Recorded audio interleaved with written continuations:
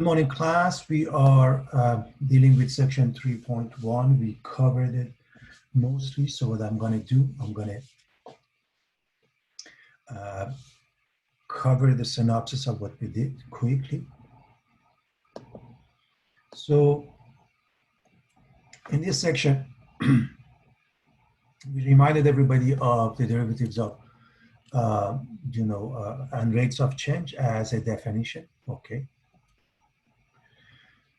Then we looked at definition of an E, okay, and some basic differentiations as follows. We looked at the derivative of a constant, power rule, exponential rule, okay, and so what we are going to do now,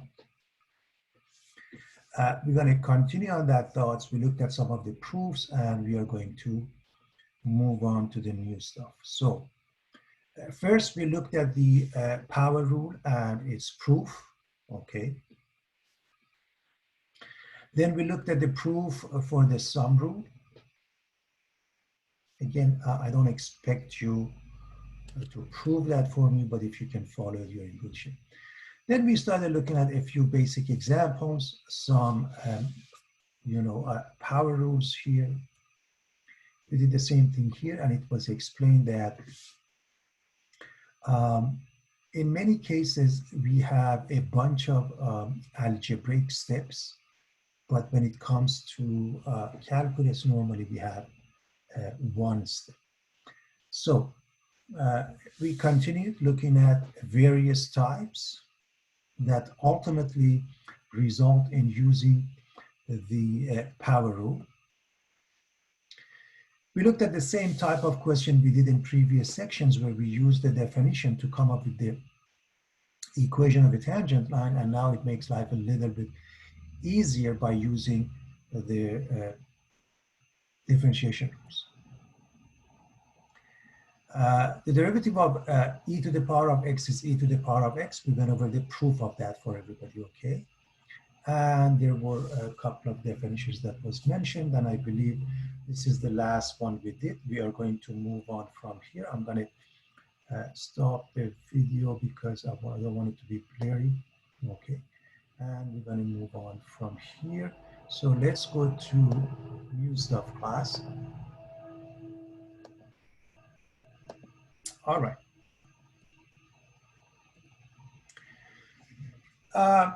The first question we want to look at is f of x is e to the power of x minus x. We want to find f prime and f double prime. Okay. So the very first thing we do, we look at the given function, okay, and we differentiate it piece by piece, term by term. So e to the power of x, as you know, the derivative is itself, e to the power of x, minus x gives us 1. And we are going to differentiate that again. Again, e to the power of x, no matter how many times you differentiate it, it's e to the power of x. 1 is a constant, gives us 0. So first we get e to the power of x minus 1, and then e to the power of x gives us e to the power of x. Any constant results in 0. We're done. It's that simple. The next one, we want to differentiate k of r, which is e to the power of r plus r to the power of. I've chosen this question on purpose because it is important for us to know it doesn't have to be always x, which is the independent variable. So what matters is, notice r is the independent variable. In fact, for any reason, if you get confused as to what the answer is, you can literally change the r to x, say a k of x is e to the power of x, and then x to the power of, if that helps, and if you have to go that route. Needless to say, I hope you don't have to. So we want to differentiate. So we want to get k prime of r, or dk dr, that's another notation.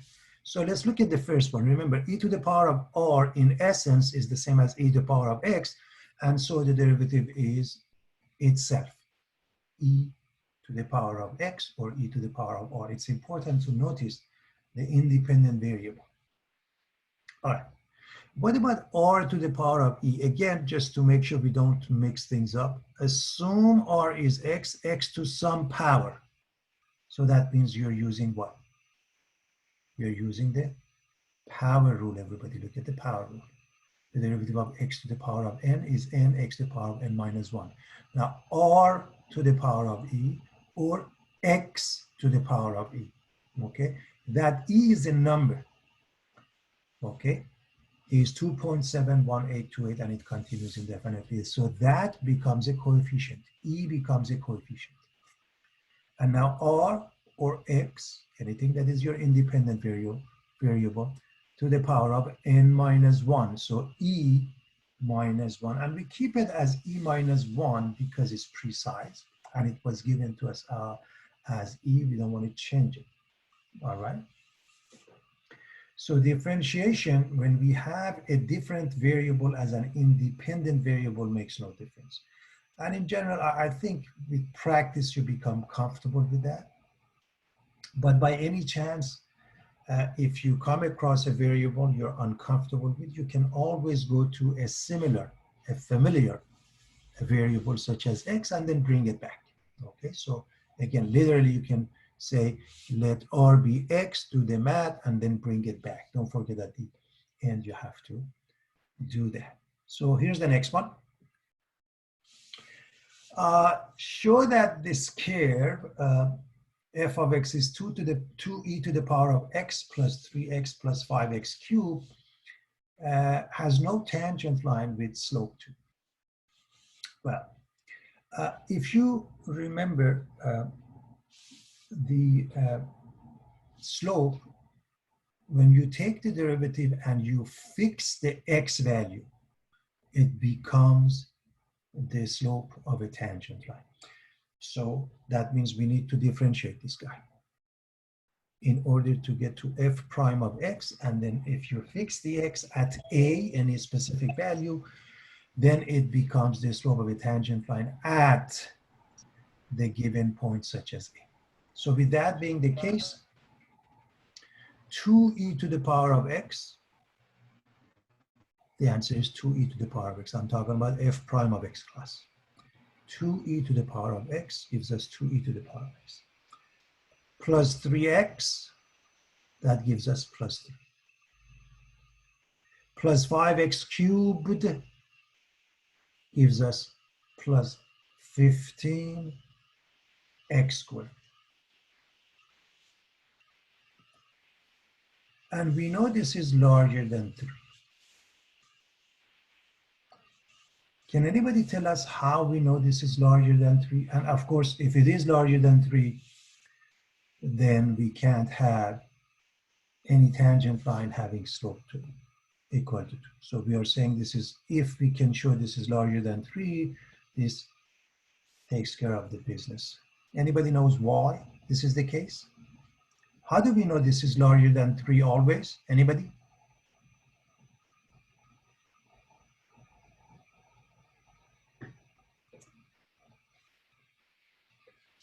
All right. Well, let's look at what's sitting next to 3. This is one of them, 2e to the power of x. As you recall, e to the power of x, okay? If you go with the basic graph, you know the graph is above the x-axis and it's always positive. 2e to the power of x is always positive.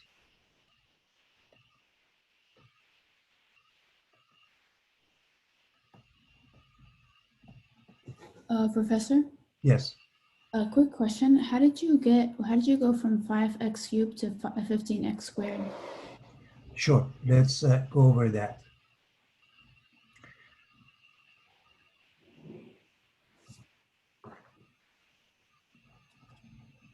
We are using the power rule, okay? So 5x cubed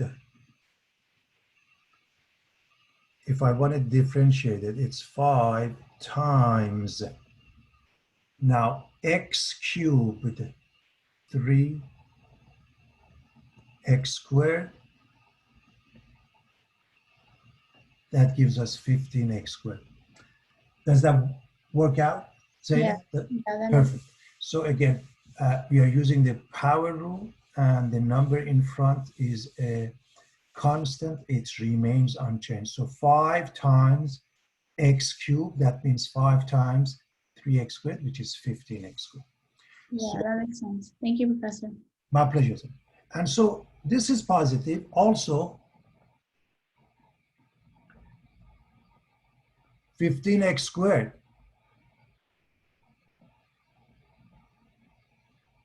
is always positive because of x squared. Therefore, their sum is always larger than number 3. Okay, so that's a justification for that. All right, class, we're going to move on. Again, what I've done, class, to begin with, as you can see in the top right corner, I'm giving you the formulas we are using, okay, for now, so we can refer back and forth until we get comfortable with it. All right, so here's the next example. We have seen this before, okay. I'm just adding a little bit to that. So part A and B, the velocity was done before, okay. I'm adding acceleration, and I'm adding part C. So the distance in meters of an object from a starting point is given by S of t equals 2t squared minus 5t plus 40, where t is time in seconds. So what is the velocity of object from 2 to 4? As you recall, and we have done this before, I mentioned whenever we have 2 points in time, that is referring to the average rate in general, whether it's the distance and therefore it becomes the average velocity, or it's y and it becomes the average rate of change of y with respect to x. It's average because we are given 2 points. So we are really going back to the concept of a slope of a secant line, and we are just using the basic algebra here, okay? So the formula that we remember is very simple. The average, remember, total distance over total time. So that's a formula we use, and we have already done that in the previous section. So I'm just refreshing your memory. It's just a matter of plugging in number 4 into S of t. That ends up being 52. Plug in 2 into S of t, giving us 38. So 52 minus 38 over 2. And again, I remind you, as far as the units are concerned, the units are simply the units of the numerator over the units of the denominator, okay? So the change in distance, okay, in meters, and the change in time, seconds, so 7 meters per second. Now, the next one is asking what is the instantaneous velocity and acceleration of the object, and what is the velocity after and the acceleration after 4 seconds. We had done this with the velocity before. Now, again, I'm going to mention this instantaneous. Now, if we just want it in general, we mentioned that. But if we want to add a specific point, notice there's only one point. And if that is the case, even if instantaneous is not mentioned, it does mean instantaneous velocity. So with that being the case, you take the derivative of S of t, which is a very simple differentiation class, S prime of t. So we are looking at 2t squared class. What is the derivative of 2t squared? Can you tell me? 2t squared gives us 4t. what? One more time. 4t Beautiful. Minus 5t gives us? minus 5. Beautiful. And finally, plus 4d gives us? 0. Fantastic, Nicole. I appreciate that. This is it. Now, what is the acceleration? So Acceleration is basically the derivative of the velocity. First of all, after 4 seconds, you just plug in. And as I've mentioned in the previous section, the units are the same because remember, whether you have delta y over delta t, okay, or dy dt. The same thing here, whether you have delta s over delta t or ds dt, the units are the same, meters per second. Okay. Now, what about the acceleration? Here's the definition. Acceleration is the second derivative of the position function. So a of t is v prime of t equals s double prime of t. So one more time. What is the acceleration? By definition, differentiate v of t one more time. S of t one more time, that means differentiate v of t. Okay. So the second derivative of s of t, or the first derivative of v of t. So v of t is 4t minus 5, everybody. And therefore v prime, I think it's pretty straightforward. That is simply 4. And by the way, the acceleration happened to be constant at 4, and it's meters per square second, okay? Meters per square second. And whether it's after 4 seconds or 10 seconds or any other time makes no difference, it's constant. As far as the units are concerned, remember, when we say a of t, in essence, you can write it as, let's write it this way, so dv dt.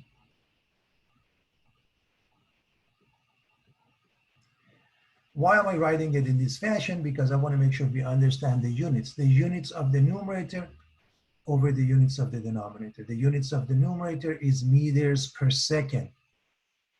And the units of the denominator is seconds again. So meters per second, or meters per square second. I want to make sure that we have that taken care of. Okay. All right. The next thing, and the last part for this question, when does the object reach a velocity of 31? It's simply put, we have the equation of v of t. So this is v of t. Set it equal to 30. This is a basic algebraic question we're going to solve. So 4t minus 5 equals 31. And it's a simple case. You move the negative 5, you get positive 5, and 31 is 36 divided by 4 is 9. I hope everybody's okay with that, but just in case. So we are using the negative 5 on the other side, make it positive 5. They add up to 36, divide by 4, and t becomes 9 seconds. So when does the object reach a velocity of 31 meters per second at t equals 9 seconds? Okay.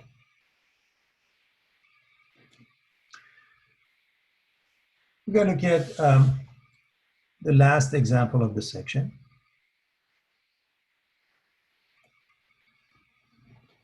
All right.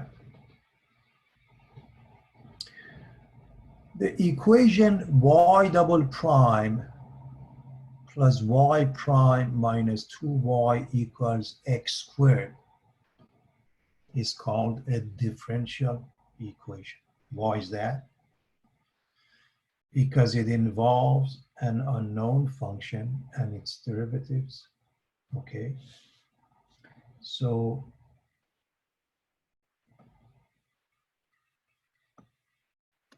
this shouldn't be there. Okay, you can ignore that. Now, by definition, a differential equation, simply put, is an equation that involves the derivative of a function. if you recall a simple definition, what is a rational equation? A rational equation is an equation that involves a rational expression. So what is a root equation? What is a linear equation? What is a polynomial equation? Okay. And now the same thing, what is a differential equation? Every equation has a specific definition, and in this case, it's simply put, it involves the derivative of the function. So having said that, we want to find the constants. A, B, C are not missing, are just some numbers, okay? Such that this function satisfies the equation, okay? So this is the, okay, function. We don't know what's A, we don't know what's B, we don't know what's C. We are looking for A, B, C such that this equation works out.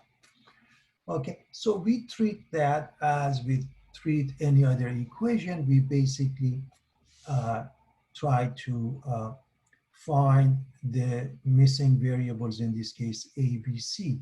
So how do we do that? When we look at this equation, we notice on the right side, we have x squared, fine. On the left side, we have y double prime, okay, on the left side. So what is y double prime? Well, you have to find it from y. Then what is y prime? You have to find it from y again, minus 2 times y. So the very first thing we notice on the left side, we need to find y prime, we need to find y double prime. And we plug into the equation. So the very first thing, y is ax squared plus bx plus c class. Can you tell me what is y prime? If I want to differentiate the y, remember A is a number, A is a constant, so is B, so is C. I want to differentiate the y to get to y prime. So what do I get? In other words, differentiate the right side of this equation. What do you think we get? Anybody? EAX plus B. One more time. What was the first one you said, Nicole? EAX plus B. 2ax. Oh, So I'm so sorry. 2AX sure, plus B. sure. I think I guessed that, you know, that's what that. So a, then x squared gives you 2x, a times 2x or 2ax, plus bx gives you b. And this guy is gone because the constant gives you 0. So 2ax plus b. Let me just write that in case, okay? Although I have it here, but just to be on the safe side.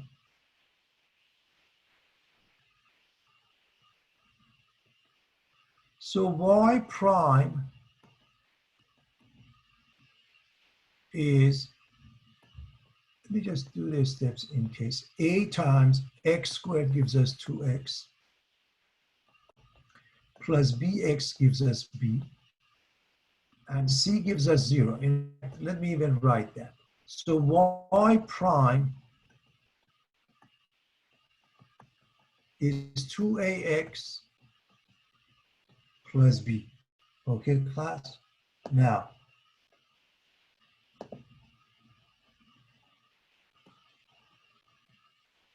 can anybody tell me what's y double prime? In other words, take the derivative again. What do you get, class? Anybody? 2A. Beautiful. 2a. So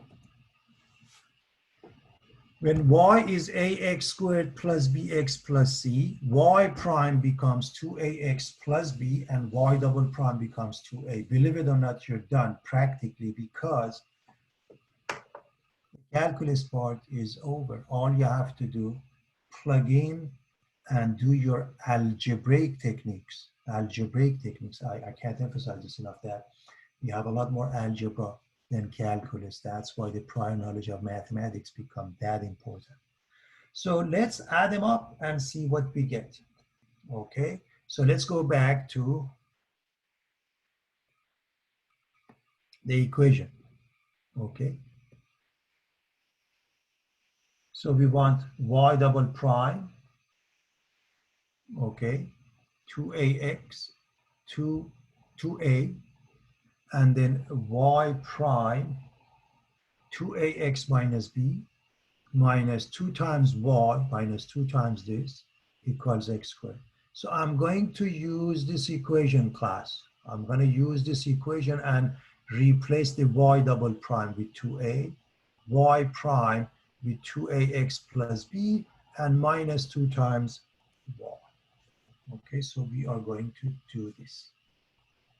Y double prime plus y prime minus 2y equals x squared. This is y double prime. This is y prime minus 2 times y. Okay, let's distribute. This one is 2a, this is 2ax, this is b. What is this one? Minus 2ax squared minus 2bx minus 2c, and the right side is not changing. So this is a simple algebraic technique, everybody. We are distributing the negative 2. I hope everybody is following the steps. So again, we start with the equation and we plug in, and this is what we get. Now, here's the technique that you may remember from algebra. If you're solving a case like this, you look at both sides and you simply put the coefficients of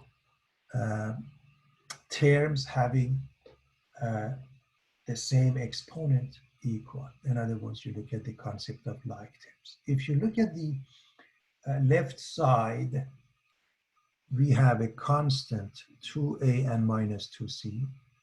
We have x, which involves 2ax and minus 2bx. Okay, by the way, 2ab and minus 2c, okay?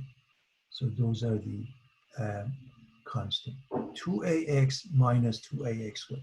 So let's collect like terms on the left side. Constant, degree 1, degree 2. Let's collect the like terms, okay, on the left side. So we're going to put these two together. First degree. We are going to put those three together. Constants.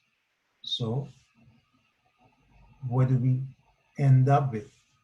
If we put this in descending order, minus 2ax squared comes first. 2ax and minus 2bx, we can take the x out. And this is what we get. So let's make sure everybody understands what's going on. First and foremost, minus 2ax squared. Okay, we are putting this in descending order, class, descending order. Okay. Now 2ax minus 2bx. We factor out the x. We get 2a minus 2bx. And we just write the rest of them in green, 2ab minus 2c. Okay. So I want you to concentrate on the left side, making sure you understood how we collected like terms. Now, what about the right side? The right side has x squared only. What does it mean? The second degree term has a coefficient 1. What is the first degree term? I don't see a first degree term. So you can think of it as 0 times x. There is no first degree term. It doesn't exist. Okay. What about the constant? I don't see a constant. You can think of the constant as 0. So what does that mean? Now, on each side, we set the coefficients equal as follows. Look at x squared. What is the coefficient of that? Negative 2a. On the right side, what is the coefficient of that? 1. Therefore, negative 2a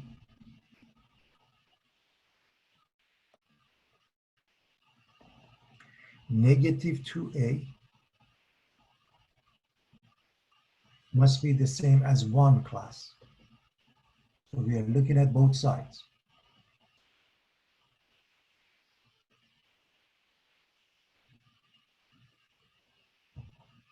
X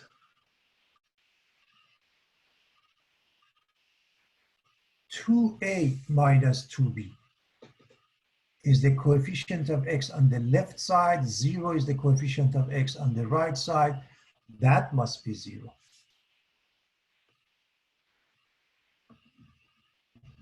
The constant on the left side is 2a plus b minus 2c, and the right side there is none. So they must be equal, and they give us the following system of equations. The following system of equations. It's very simple because as you can see from the first one,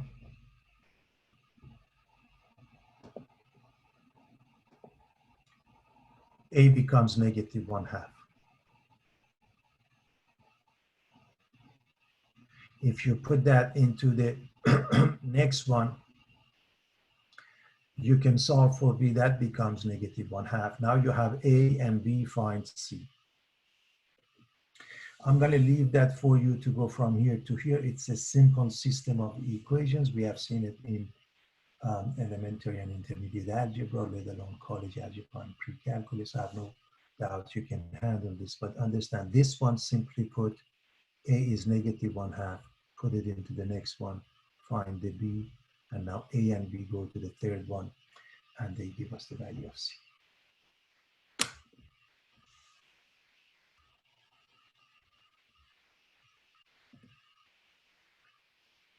I hope everybody is fine with that class.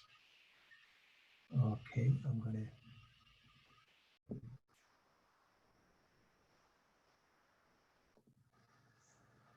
All right, class, so we are looking at the section 3.2, the product and quotient rules. Okay.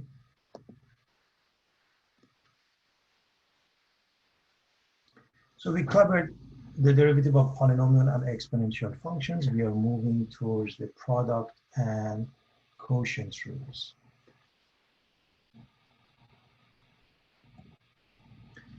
All right, first and foremost, I put some formulas for you here that, let me just put this in the laser pointer. So these are the formulas we had seen before, okay, class? Okay. And these formulas, of course, I put a lot of formulas here. We will look at trigonometric formulas in the next section, okay? But I have them here. This is the main ones that you want to remember. I also have put the definition back, okay? You remember we use the definition to prove anything, okay? I have that one for you. And now the product and the quotient rules, I have the rules for you, and we will go over the proof in a moment. Now, the way I like to write the product and quotient rule is to use the shorthand notation. So I want you to pay attention to the shorthand notation I use. I use f g prime, the product rule, f prime g plus g prime f, okay? The text, most texts actually do it slightly different. They do it backward, and that's fine, okay? They put fg prime plus gf prime. It's the same thing, class. Why do I like to use this one? Take a look at the quotient rule, f over g prime.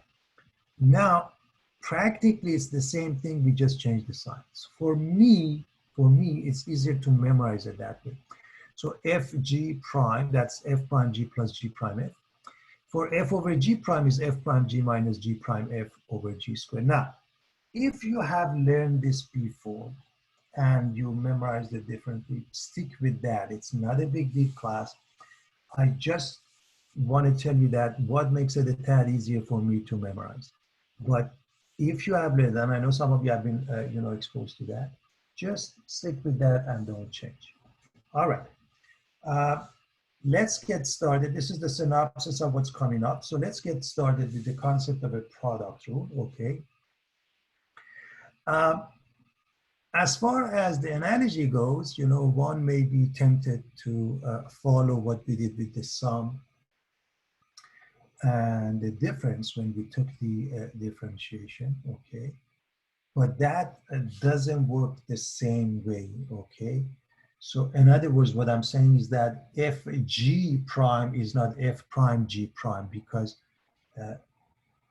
just to remind you for the sake of arguments, what I'm referring to, when we had f plus g prime, it was f prime plus g prime. In fact, if we had a negative, it was negative here. But that's not the case here. That's the idea that we want to discuss. So um, a simple example to show that this doesn't work is the following. If f of x is x and g of x is x squared, we know that the derivative of f of x would be 1, and the derivative of g of x would be 2x. Okay. Now, what is f times g? F times g is x times x squared, which is x cubed, and the derivative is 3x squared. So f times g is x cubed. The derivative we know by the power rule is 3x squared. So fg prime is not the same as f prime g prime. This is just to give you an idea that, okay, what we learned for the sum and the difference doesn't work here. Okay. Now, on the other hand, if you look at the product rule, okay, and again, see, they have f g prime plus gf prime. I normally go with f prime g plus g prime. Either way is fine. In any order you do it, it makes no difference. Now, if we stick with that, that means you are going to multiply the f by g prime. If you multiply these two, you get 2x squared. And if you multiply these two, f prime and g, you get x squared. If you add them up using this, it does work. Okay, this is just to give you an idea, okay, why, with a simple example, why the basic idea of fg prime is not equal to f prime g prime and why it fails. We are going to look at the proof of that, and then we're going to start using it. What I would like you to do in the meantime, later on at home, is the following. Look at this example. It's a very simple example. I say find the derivatives both ways. Can anybody tell me what I mean by both ways? What do you think I have in mind when I say both ways? I didn't even mention what I mean by both ways. What ways do I have in mind? Anybody? Never mind that. How would you differentiate this if we are not exposed to the product rule? We don't know anything about the product rule. How would we differentiate? Anyone?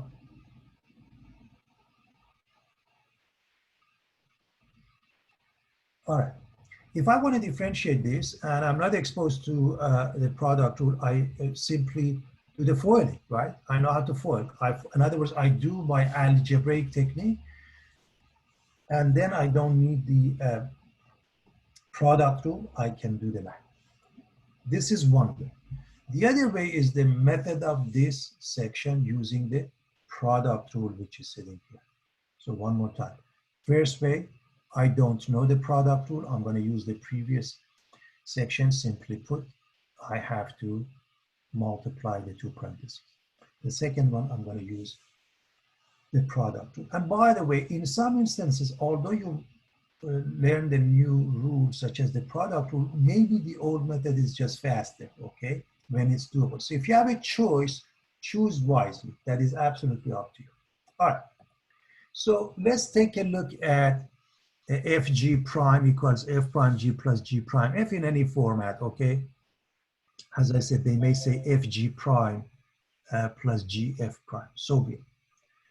We want to look at the proof, and at the top right, as you can see, we have the definition. F prime of x by definition is the limit of f of x plus h minus f of x over h as h approaches 0. So we're going to put it into that definition. So to make life a tad easier, first let's define capital F of x as the product of lowercase f and g. Okay. So with that being the case, I hope you see now this lowercase f changes to capital F. So that's pretty straightforward. Again, I hope you spend some time going over the proof to refresh your memory about the differentiation, definition. Okay, I don't expect you to do that for me. All right, so the next thing is now we are going to replace the capital F, which is fg, with x plus h, and then minus capital F of x, we just write it. I hope you see the algebra involved. And I've mentioned it before. When you look at the proof, normally it is the first step when you write it, but everything else becomes algebra until the last moment, okay, that you are actually applying them. So what is capital F of x plus h? Well, over here, replace the x with x plus h. Over here, you do the same thing, and you just write it. Okay. So now that we have that, there is a trick, if you will, involved to get to the answer. And the trick is to add and subtract something that will help us do the job. In this case, we are going to add and subtract f of x plus h times g of x. So we are going to add and subtract. How do we do that? We put it right in between here, okay? So first we're going to subtract it, then we're going to add it. Notice when we do that, the portion in red, they cancel each other. In essence, this whole thing class is zero. We are not really adding anything. The only reason we are doing so, we can come up with the proof, okay? So again, the trick is to add f of x plus h times g of x and subtract it. So the idea of subtracting and adding is to undo it. This whole thing is nothing but zero, everybody. Okay. Now, we are going to separate that into two pieces. I'm looking at the numerator class. The denominator remains fixed at h. It's not changing. But if you look at the numerator, we are going to remember when we have more than 3 terms, okay, and the concept of factoring, okay, you do it by grouping, factor by grouping. So we're going to group the first two. We are going to group the last two. So take a look at what's going to happen. So if I'm looking at the first group, this is my first group, the first two. If I'm looking at the first two, can anybody tell me what's in common between pieces? I'm looking at these two pieces. First group. Anything in common? Do we see anything in common between these two terms? X plus h? F of x plus h, right? Mm-hmm. Good, beautiful. F of x plus h, perfect. What about the last two? These two have anything in common? G of x? Say it again, one more time. I heard something good. G of x? G of x. Perfect, Zena. Okay, and that's exactly what we are going to do. From the numerator, we are going to factor out the common factor for each group. So when we factor out f of x plus h, this is left with g of x plus h minus g of x. By the way, I hope you see that this expression, never mind the second one, just this one, is the same as putting f of x plus h at top of the fraction and have this in brackets, okay? In fact, let me write that in case. Then let me explain the second one and then I write that one in case anybody needs to see that. In the second case, you factor the g of x and everything else you keep it in the numerator. So what I'm saying is that if you look at this portion class, in case, okay, this is the same as saying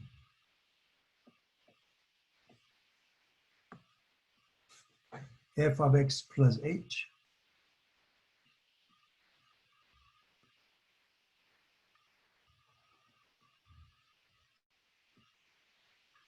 times g of x plus h minus g of x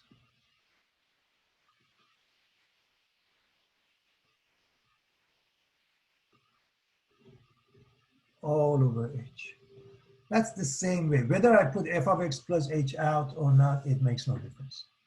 So having said that, now that we have that, let's separate them into pieces using the limit laws. Using the limit laws, here's what we get. We are going to get the limit of f of x plus h as h approaches 0. So f of x plus h as h approaches 0. And then the limit of this fraction, everybody. This fraction, the limit of this fraction, the limit as h approaches 0 of g of x plus h minus g of x over h. We do the same thing for the second piece, the limit of g of x as h approaches 0, and then the limit of the fraction as h approaches 0, f of x plus h minus f of x over h. Now, I hope you realize what happens when h is approaching 0. If you look at this one, class, when h approaches 0, what do we get here? This becomes f of x. This is f of x, everybody. When h approaches 0, this is equal to f of x. What is this one? This is the definition of the derivative of g of x, so g prime. This one is also g as h approaches 0, and this one the definition of f prime of x. So believe it or not, this is the proof. Again, I want to make sure that everybody can see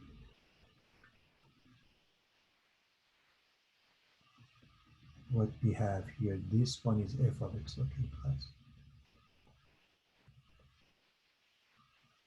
This one is g prime of x. This one is g of x.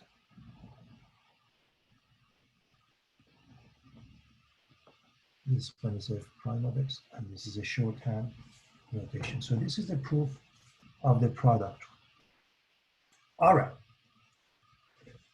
I highly recommend you go over this a couple of times to make sure you're comfortable with the algebra definition of limit and definition of differentiation, and you can handle it with no problem. Here's an example I want to look at as a warm-up example, and it says differentiate, do not simplify. The purpose of this question, class, is just to do the very first step, which is f prime g plus g prime f. Understand, this is an example that can be done by the method of the previous section. Simply put, you can distribute, okay, multiply the first parenthesis by the second parenthesis, and then use the power rule on it. Not a big deal. But just the way it's given, I want to show you how this thing works if we stick with just the rule that we have here, okay? And again, in any order you put it is fine, but sticking with f prime times g. If we are assuming, and that's what you do if you come across the usage of the product rule, you pick one of them as your f, one of them as your g function, if you will. So if this is your f function, class, let's assume this is your f function. Can anybody tell me what is f prime?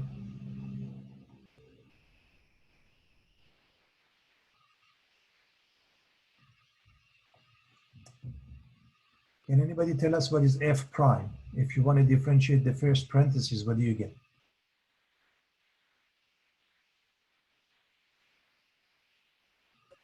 Four x cubed minus 6x squared. Thank you, Joseph. So f prime is 4x cubed minus 6x squared. So f prime and then times g. You just repeat it. You don't change anything. Okay, perfect. Now, plus g prime. What is the derivative of g, everybody? Give me the g prime.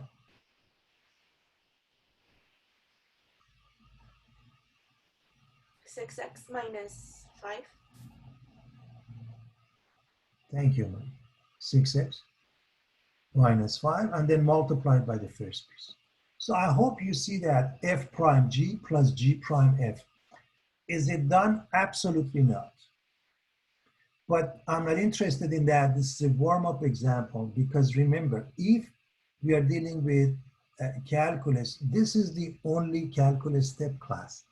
What about the rest? Is it finished? No, but what is the rest? Everything is algebra, algebraic techniques. And it is extremely important that you guys finish that accordingly.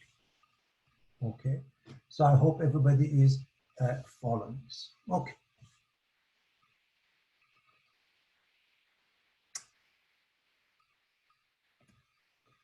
Let's look at a couple of examples.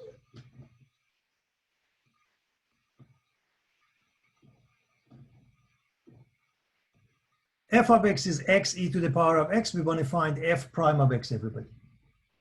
So that means we are treating this as a product rule. We are treating this as a product rule, everybody. And if it's the product rule, it's the product of x and e to the power of x. Am I right? X and e to the power of x. What is the derivative of x, everybody?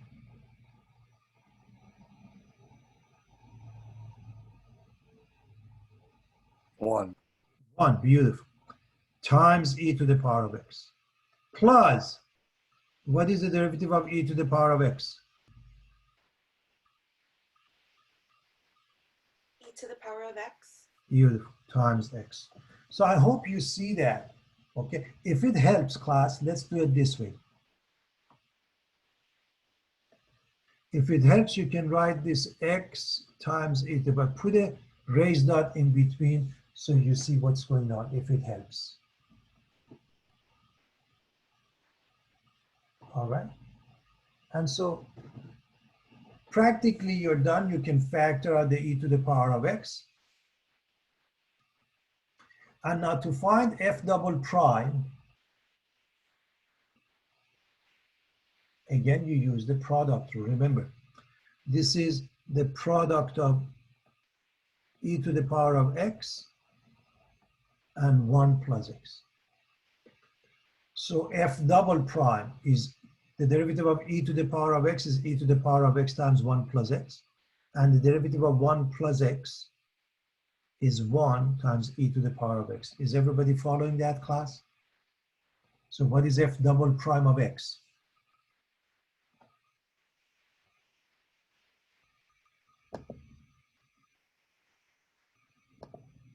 The derivative of e to the power of x is itself times the parentheses, plus the derivative of the parentheses is 1 times e to the power of x. Now you're going to combine them. I hope you see that e to the power of x times x plus 1, and then plus 1 becomes x plus 2. I hope you see how I got the 2. I have 1 here, and another 1 makes it 2. 1 and 1 is 2. Okay, and this is a simple.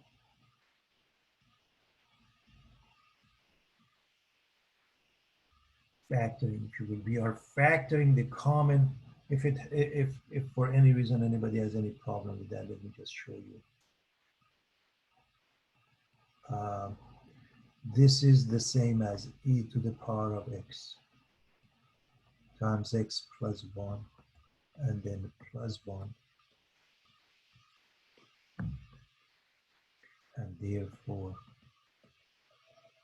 you have this. Okay, class? So I hope it's pretty straightforward.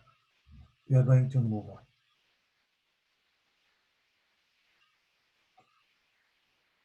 All right, I want to look at the quotient rule. So I'm going to look at the proof for the quotient rule. Again, you're not responsible for it, but if you follow it, you're in good shape.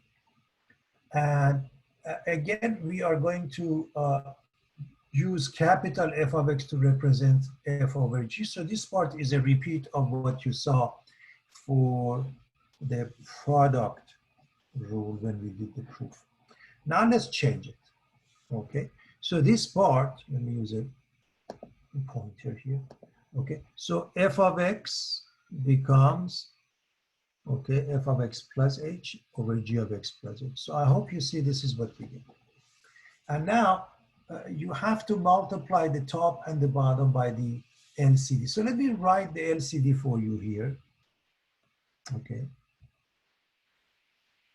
You have to, I don't have room here, but let me just put it here. Times what? Let me just put it here. I hope you see we are going to multiply by g of x.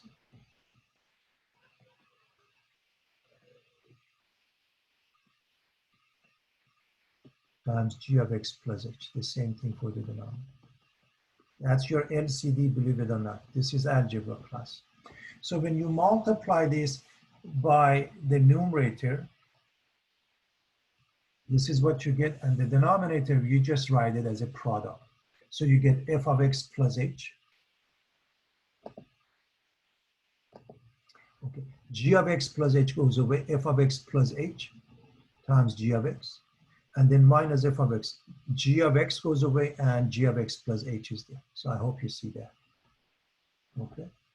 Now we need to use a trick again. This time the trick is subtracting and adding f of x, g of x, f of x, g of x.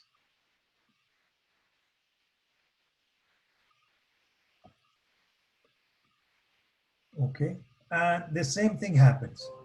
Now you have 4 terms. You want to group them into 2 and 2, the first 2 and the last 2. And class, can you tell me what's in common from the first 2? Anybody? What's in common for the first 2? G of x, Beautiful. And the last 2? f of x, Beautiful. Okay. And notice what we did, by the way. You see the h here, class?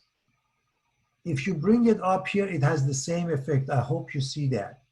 You can keep the h down, or you can bring it up like so. It makes no difference. I can't emphasize this enough. If you want, keep the h down and then bring it up. It has the same effect. All right. Why are we doing it this way? So we can see piece by piece what they mean. Okay. Now let's take a limit of each piece. Here's the limit law. The limit of each piece in the numerator over the limit of each piece in the denominator. All right. So what is this? G of x. What is this? F prime of x. Minus, what is this? F of x. What is this? G prime of x. What is this one? G of x. What is this one? G of 2 of them, so g of x to the second power. So this is the proof. Are you responsible for it? No, but if you can follow it, you're in good shape. All right, we want to look at a couple of examples quickly of this concept. Okay, everybody?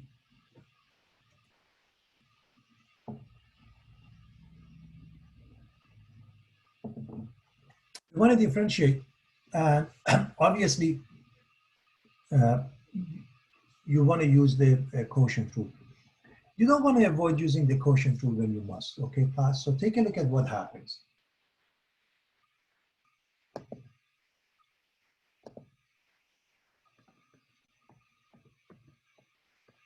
I'm going to write f over g. In other words, the top is f, the bottom is g.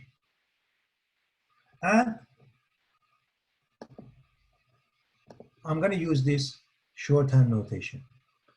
So the answer is y prime equals, now we have a fraction bar at top. What do we have at top? At top we have f prime. Can you tell me what's f prime, everybody? What is f prime? 2x 3 minus 3. Beautiful. 2x minus 3, so that's f prime times g times the bottom. Minus g prime. What is the derivative of g, everybody?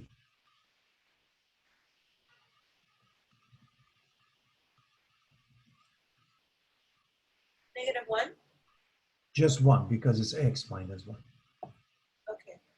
The reason we put the -1 because of the sign, but the derivative of that is. So I'm going to, and the bottom is squared. So I'm going to write this at top of it so you see what happens. So we are dealing with f prime g minus g prime is 1, okay? G prime f over g squared. I hope you see that. I'm done with calculus.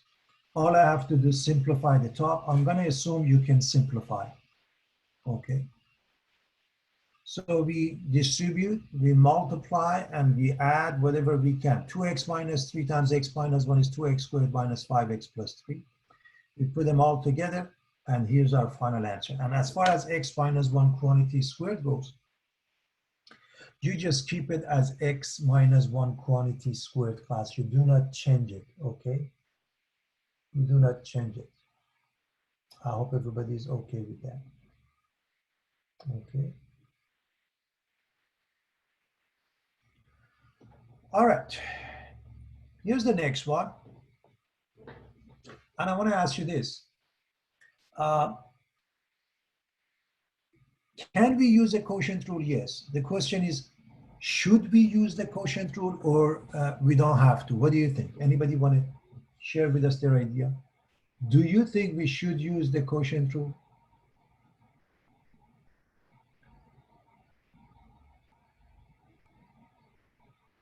Anyone?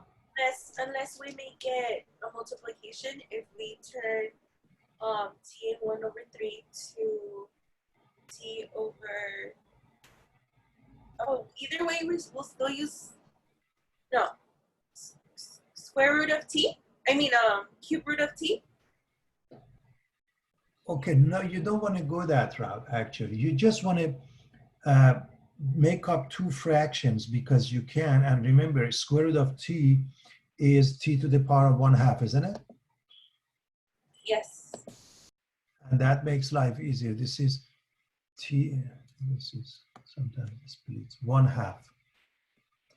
And so you take it to this. I want to make sure everybody understands why there is no need for a quotient rule. The denominator has, I can't say one term because it's not a polynomial, it's not a linear function, but it has one piece algebraic, so you can divide. Now, I hope everybody knows how to do this division, by the way. Remember, the exponent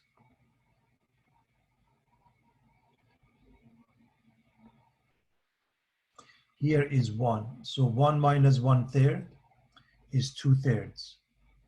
And then this one is 1/2 minus 1/3. So I hope nobody has any problem with that, okay, class?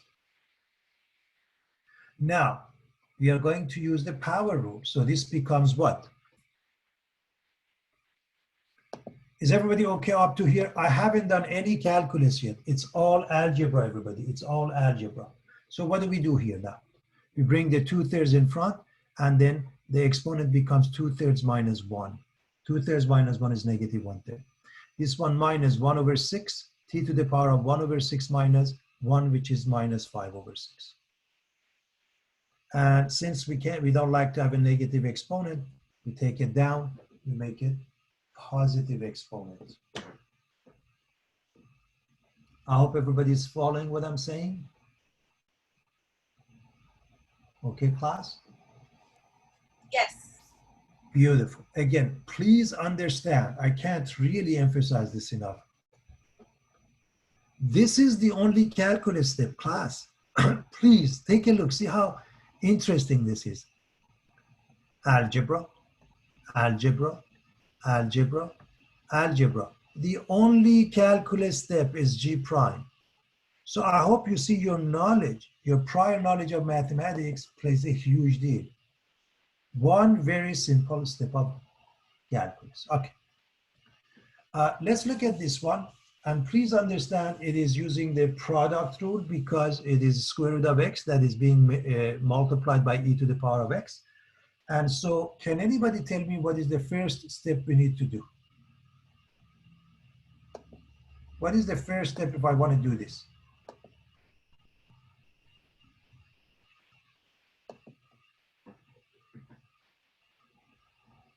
If I want to use the product rule on that, first I have to use my algebraic technique and do something. Anybody knows what that is? Turn x to the power of negative 1/2. It's positive 1/2. Beautiful, beautiful. And remember, and I'm going to put a raised dot in between on purpose. So you see you're multiplying two things. You can call this F. You can call this G. Okay. Now class, what is F prime? Can you tell me? What is F prime? 1/2 x times e to the x. 1/2 x to the power of 1/2 minus 1 or negative 1/2 times e to the power of x, and then e to the power of x times the first piece. I hope everybody can go from here to here. This is f prime g, and this is g prime f. It really can't get any easier than that. Believe it or not, I'm done with calculus. So let us do algebra. Calculus is finished. Calculus is finished. Let us do algebra quickly. How do we do that? Well, x to the power of negative 1/2 is the same as x to the power of positive 1/2 if it goes down. And you can leave it as x to the power of 1/2 or square root of x. Okay.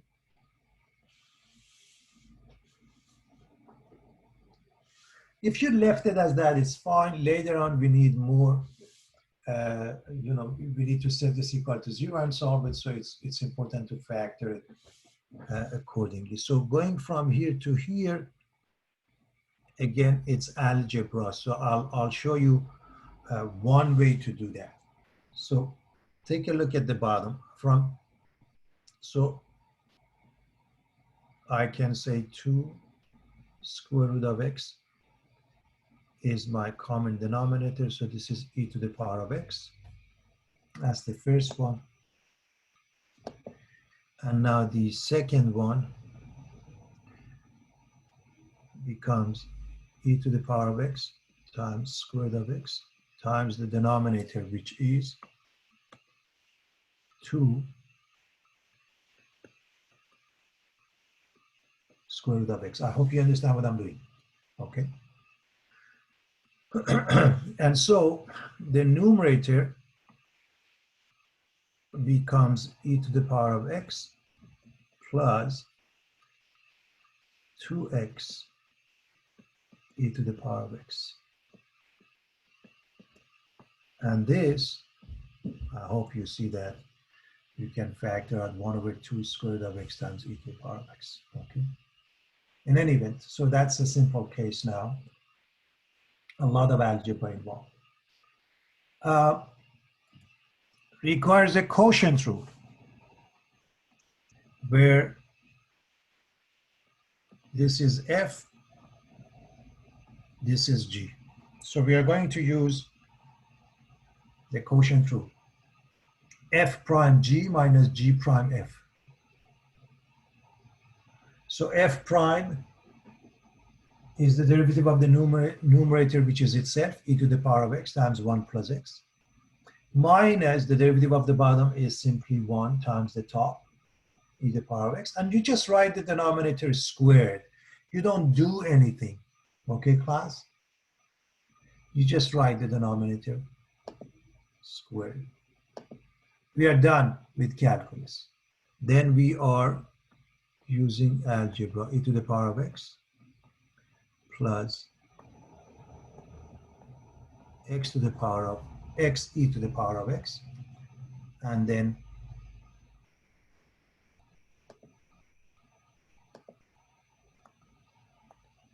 e to the power of x and negative 1 times e to the power of x cancel each other.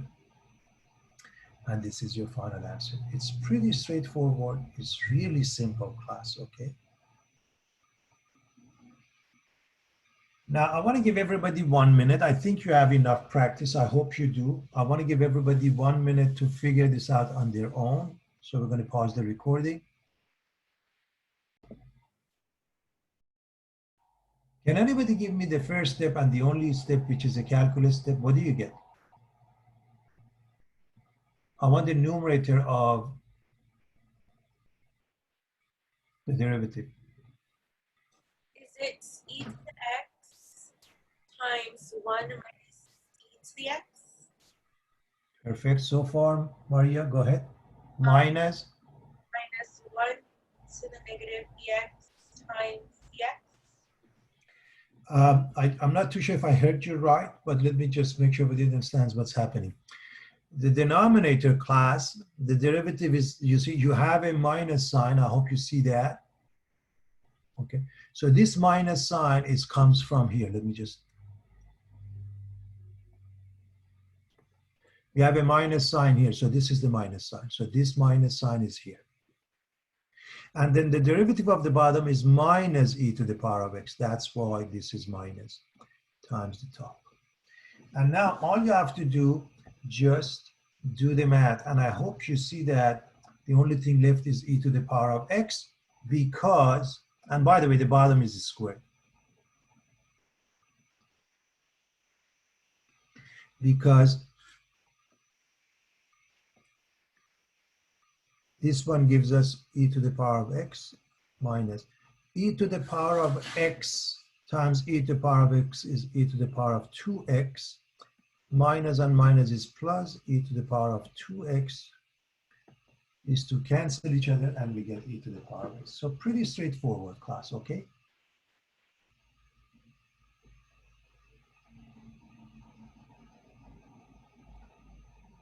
So we end up with e to the power of x over 1 minus e to the power of x quantity squared. Again, I can't emphasize the importance of knowing your algebraic techniques, because that's what you have mostly.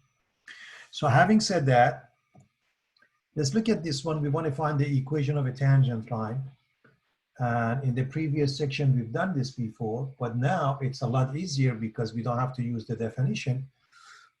We use the quotient rule to find y prime, and then we plug in number 3 to come up with the answer.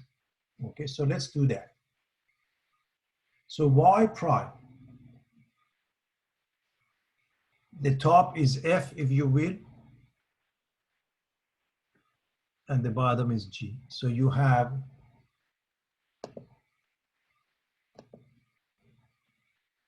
remember what you have, f prime g. The derivative of x is 1 times 2x minus 7. Minus the derivative of the bottom is 2 times x. Okay, so I hope you see that it's pretty straightforward.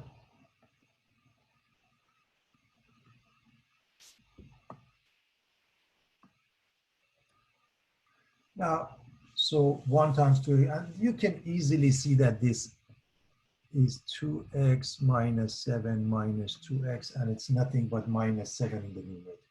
What about the denominator? Just square it, that's all. You don't have to do much. So I hope you see why I'm interested in f prime g plus g prime f for the product rule, because it helps us remember the numerator of the quotient rule, and the bottom is just squared. Now, what is, we're done, that's it. This is the only calculus. Now, what is, the rest of it is all algebra. To come up with the equation of a line, you need a pair, and you have it. You also need the slope. So how do you find the slope? If I put number 3 into here, it gives me the slope. And I hope you see that if you put number 3, okay, 3 minus 7, 2 times 3 is 6 minus 7, negative 1 quantity squared, okay, is positive 1. So one more time, if you plug in 3, 2 times 3, 6, minus 7, negative 1, squared is 1. So the denominator, if you replace the x with 3, becomes simply 1, and so this is minus 7. Now the rest is history. Y minus y1 equals m times x minus x of 1. So y minus negative 3, that means y plus 3, m, which is minus 7 times x minus 3. And there you have it. I write this step in between, although again, it's algebra. You shouldn't have any problem with that. But this is y plus 3 minus 7x plus 21. Subtract 3 from both sides. You have the answer. Okay. It's very straightforward, class. The idea behind this is the differentiation using the quotient. Now, I've given you this question on purpose. I just want to use a different variable because I don't want anybody to be confused that, okay, the only variable we need to use is x. Could be t, could be theta, okay, could be m. So the independent variable is m, and you're dealing with f being 9m minus 7, g being 5m plus 4. So using f prime g. So what is f prime, everybody? Can you tell me what's f prime? 9. 9 times the bottom, 5m plus 4, minus g prime. What is g prime, everybody? 5. 5 times the top over the bottom squared. And you're done. There's really not much to it. And you're completely done with calculus. Your step involves algebra. So I quickly show you, you've got to be able to come up with that on your own. So this is 45m plus 36 minus 45m plus 35. So 45m and negative 45m go away. 36 and 35, they add up to 71. I want to look at the last question, everybody.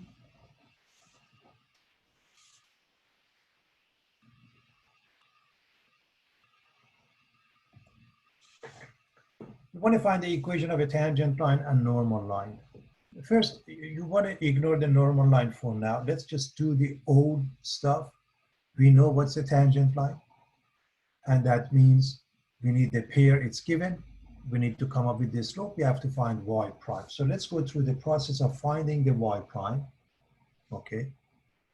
And then we discuss the normal line. It becomes a piece of cake as long as we're done with the tangent line. In order to find y prime, what is our first step? Anybody? What do you think we should do first? Anyone?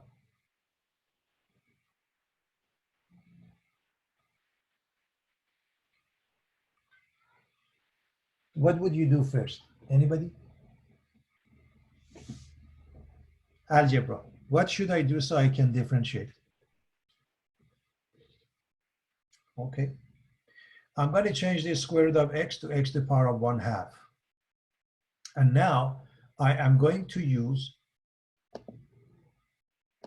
the product rule, f prime g minus g prime f over g squared. The g squared is just simply denominator squared. So what is the derivative of x to the power of 1/2? Is 1/2 x to the power of 1/2 minus 1 on negative 1/2 times the bottom. The bottom is 2x times the top, minus 2x times. Okay.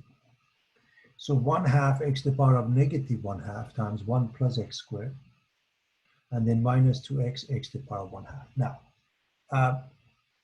one way to make life easy here to understand when we say x to the power of negative 1/2, really it's the square root of x under the radical. Okay, so it is really a complex fraction. So, but just the way it is, so the denominator has 2, so we want 2, and then this one is x to the power of negative 1/2. To undo it, you multiply by x to the power of positive 1/2. I hope you see how this thing works out. This is algebra. Again, class, please understand, done. We are done with calculus. End of this story. No more calculus from here on. What is this? Well, algebra. I'm getting rid of a complex fraction. Why am I multiplying by 2x to the power of 1/2? The denominator has 2, and the denominator also has x to the power of positive 1/2. You see that?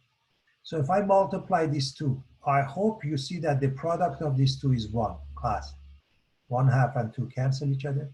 X to the power minus 1/2 and 1/2 gives you x to the power of 0, which is 1. So the product of these two is just 1. So you have 1 plus x squared. What about the product of these two? Minus 2 and 2 is minus 4. X, and then x to the power of 1/2 and x to the power of 1/2 is x. X and x is x squared.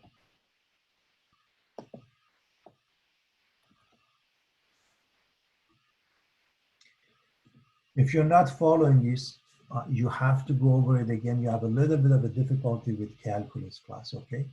So please. A little bit of a difficulty with algebra, my apologies. So make sure this is understood. And now you just replace the x with 1, class. If I put 1 here, that gives me the slope. Of course, x squared and minus 4x squared is 3x squared, okay? So let us replace the x with 1, and that is the slope. So replace the x with 1. 1 minus, so the numerator is 1 minus 3 or negative 2, okay?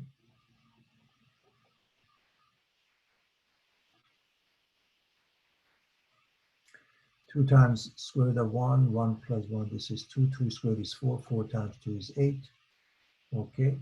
So we have negative 2 over 8, negative 2 over 8, everybody. Let me just write that.